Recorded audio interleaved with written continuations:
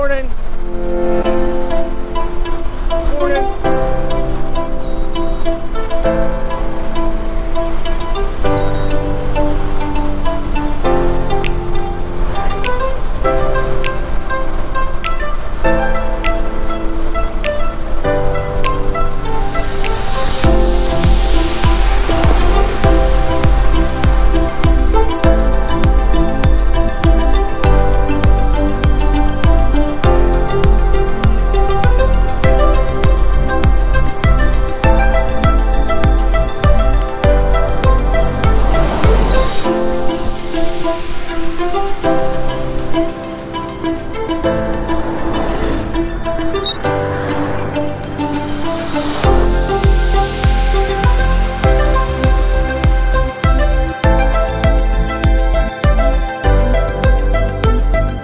Hi guys, welcome back and thanks again for joining me on my ride today.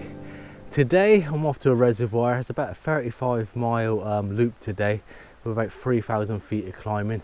It is rather cloudy today and chilly.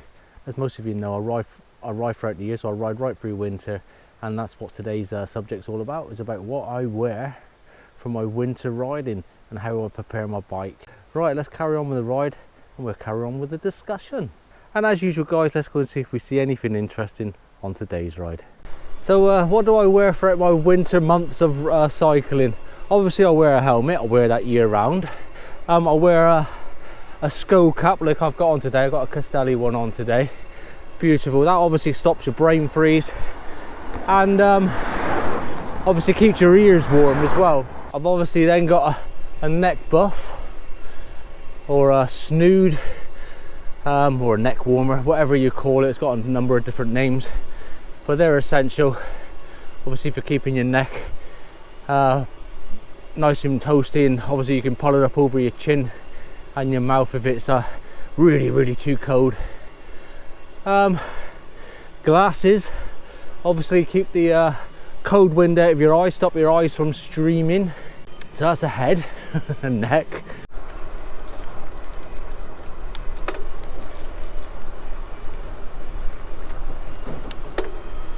Mate.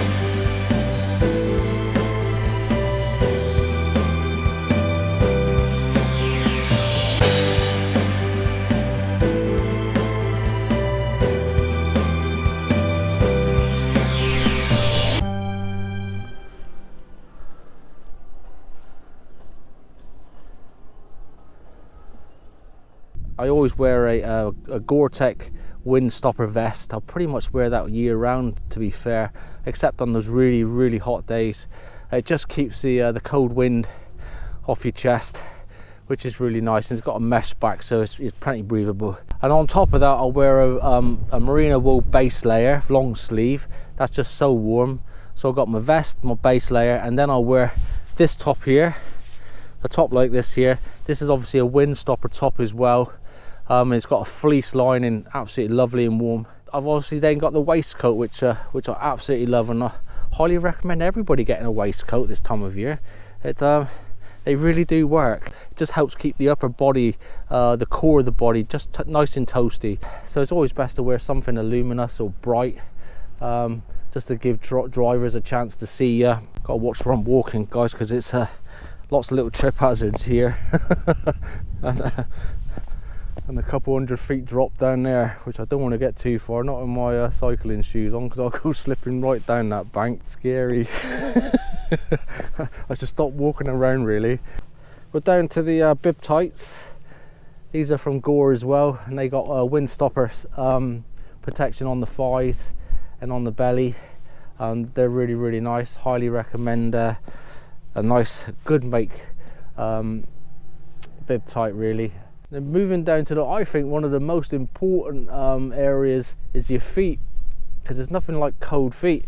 And socks. The ones I'm wearing are from Spatswear. Yeah, I highly recommend these socks. They're absolutely game changer. Long socks, guys. That is the secret to winter riding. Long socks. It just helps obviously keep your toes and all that toasting your base of your feet. If you just keep that lower part of the legs nice and warm, like your back calf muscle, etc. So if you're not wearing long socks, I highly recommend you get a pair. I really do. You will thank me for it, honestly. You'll be like, why didn't I do this years ago? Yeah, game changer, long socks. Now, where we do now? We're down to the shoes now. Now, with the shoes, obviously I wear cycling shoes, or road cycling shoes. So I got vents on the bottom of mine, which is lovely in the summertime. Keeps your feet nice and drafty, keeps them nice and cool. But winter time, you don't want that draft coming up through there. I stuff a little bit of foam into the vents and then put some duct tape over the top to keep that in, and obviously to waterproof those holes so you don't get no water up through the base of the foot. That really does work, helps keeps your feet nice and warm. And I also use a water repellent spray on my shoes to help keep them water resistant throughout the winter months. Obviously on top of my shoes, I got overshoes. They're really important as well. And the same thing of them, not only do they help keep your feet that little bit warmer, also use a water repellent spray, obviously to keep them water resistant, which will obviously help my shoes underneath and obviously help my feet and my socks, etc. So yeah, water repellent spray is a must this time of year on your shoes and overshoes. Anything to help just to keep that water out and keep everything dry. I wear a nice thick set of winter gloves, and on those really cold days I've got a thin set of winter gloves which I wear under my thick set, and that just honestly that's so nice to have 2 layers of gloves on, thin layer and a thick layer. Another thing I'd highly recommend is a waterproof or rainproof jacket, something that can fold away into a nice little pouch, so you can just chuck it in your back pocket of your jersey, just for those days where you do get caught out in a rain shower or you just get too cold. But as an emergency, I also bring along me these things here, these hand warmers and feet warmers. You can just chuck these into the base of your feet and obviously slip these into your gloves. Yeah, so it's just worth slipping them into your back pocket because you never know when you're really going to need them. Right, I'm going to move on and then I'll show you what I've done to the bike and how I'll prepare the bike for winter riding. Now I've got to get down these steps, look guys, so steep. And if you want to know how thin they are, look to my shoes. Look at that, guys. Yeah, normally I would take my shoes off. I've been up here a couple of times, but my feet are nice and warm at the moment and I don't want to get them cold.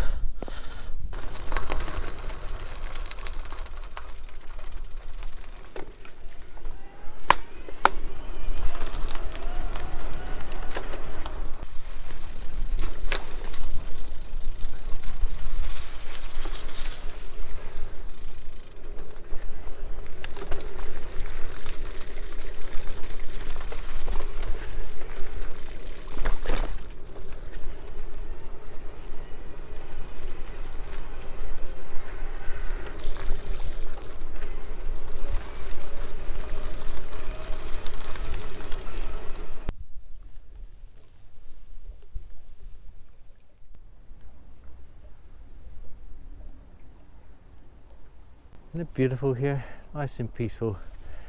This is a Knog reservoir.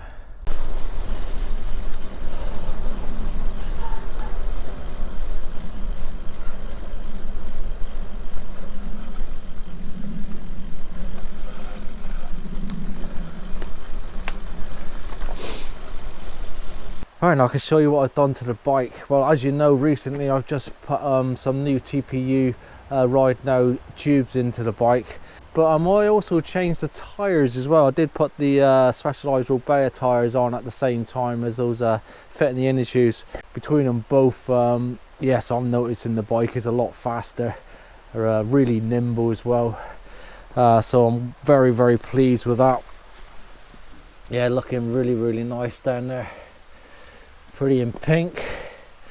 Yeah, that's the Specialist Roubaix.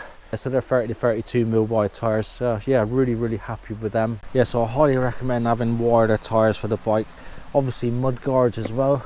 These are the Bluemels Mudguards. It helps just protect the bike from the road salts, winter road salts. And obviously, as you know, winter time on your e-bikes, you can lose up to 30% of your power through cold weather. So I've got a neoprene down tube cover that's going to help keep that battery warm in there. I'll show you the one I've got actually. Yeah, I highly do recommend that one. I had to make a few adjustments just so it fit onto the bike, but I'm glad I did. It was well worth it.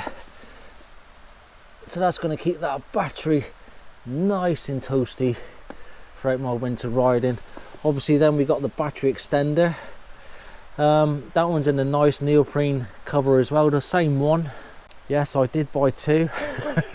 So I bought one of these down tube neoprene covers for the bike first. I had to make some adjustments to it and I messed up a little bit cutting them up, so I I had to go and order another one. So anyway, it didn't go to waste. Like I said, with that one, with the one I messed up, I then used it to cover up my my range extender. So they're both in a nice cozy neoprene winter coat cover. So yeah, I'm well happy with that there. At first, for the extended battery, I was using arm warmers. I had an old pair of arm warmers, just fold them in half, and I put my extended battery in the arm warmer, and that done a brilliant job keeping that extended battery nice and warm as well throughout the winter months. So yeah, so if you've got a set of old arm warmers around, just chuck your range extender in that. Obviously front and rear lights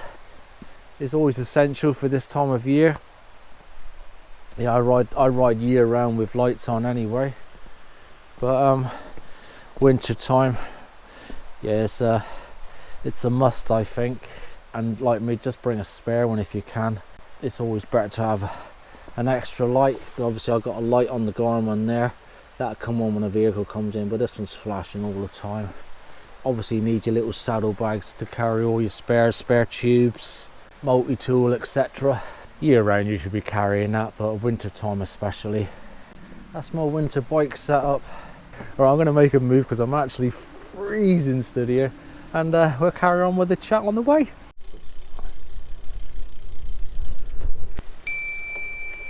You alright to go past? Yeah?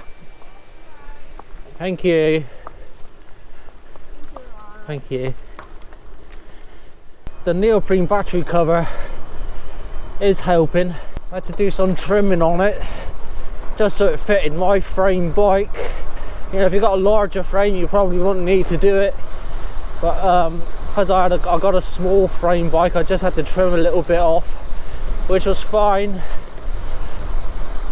and then put a couple of holes through for my bottle cage to attach. Yeah, so I've recently just upgraded the brake pads as well, ready, all in preparation of my winter riding. I think checking or changing your brake pads is important, and I do have a video coming out soon showing you what I done and what I upgraded to. My hands are absolutely freezing, so I cracked open my hand warmers. Yeah, it's just a little chemical pack like that. Put that over on the palm of your hand or the back of your hand like I've done, and this is so warm. It's absolutely gorgeous.